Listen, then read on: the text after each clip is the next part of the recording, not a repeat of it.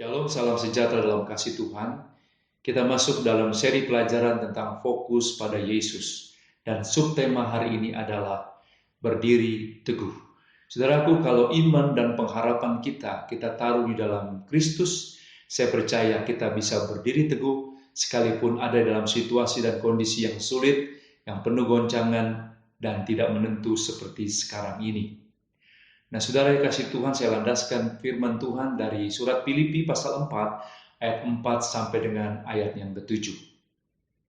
Surat Filipi ini ditulis dengan inspirasi Roh Kudus oleh Rasul Paulus kepada jemaat Tuhan di Filipi. Dan saudaraku tahu bahwa surat ini ditulis dari dalam penjara. Tetapi saudaraku, dalam situasi yang sulit dari dalam penjara, Rasul Paulus bisa memberi kekuatan kepada jemaat Tuhan yang ada di luar, saudara. Mengapa bisa demikian, saudara? Karena Rasul Paulus memiliki rahasia untuk bisa berdiri teguh. Oleh sebab itu, hari ini kita bisa belajar apakah rahasia itu. Yang pertama, saudaraku, ada di dalam ayat yang keempat yang berkata, bersukacitalah senantiasa dalam Tuhan. Sekali lagi kukatakan, bersukacitalah. Oh, rupanya saudaraku, yang membuat rahasia Rasul Paulus yang pertama adalah dia bisa berdiri teguh karena dia senantiasa bersukacita di dalam segala keadaan. Nah, sukacita jenis ini tidak terdapat di luar, saudaraku. Sukacita karena mendapatkan sesuatu di luar, karena punya materi ataupun hal-hal yang jasmani. Tapi sukacita itu berasal dari dalam, karena sumber sukacita itu ada di dalam kita, yaitu Tuhan Yesus Kristus. Oleh sebab itu, Rasul Paulus bisa berdiri teguh, dan sukacita ini juga ada di dalam kita, sehingga kita bisa berdiri teguh di dalam situasi yang sulit seperti sekarang ini. Yang kedua, saudaraku, kenapa Rasul Paulus bisa berdiri teguh dan kita juga bisa berdiri teguh? Itu ada dalam ayat yang kelima, dikatakan, hendaklah kebaikan hatimu diketahui semua orang, Tuhan sudah dekat. Dalam situasi yang seperti sekarang ini, saudara, kita tidak hanya memikirkan diri kita sendiri, tapi kita bisa melihat kepada keseliling kita, tetangga kita, ataupun oikos dan komunitas kita.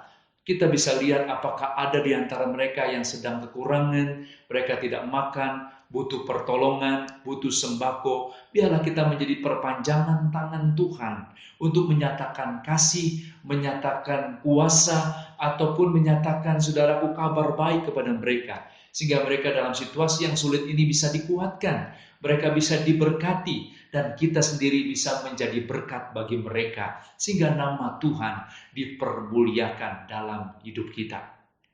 Dan saudaraku, yang ketiga, kenapa Rasul Paulus bisa berdiri teguh, adalah di ayat yang ke-6 dikatakan, janganlah hendaknya kamu khawatir tentang apapun juga, tapi nyatakanlah di dalam segala hal, lewat doa dan permohonan, disertai dengan ucapan-ucapan syukur.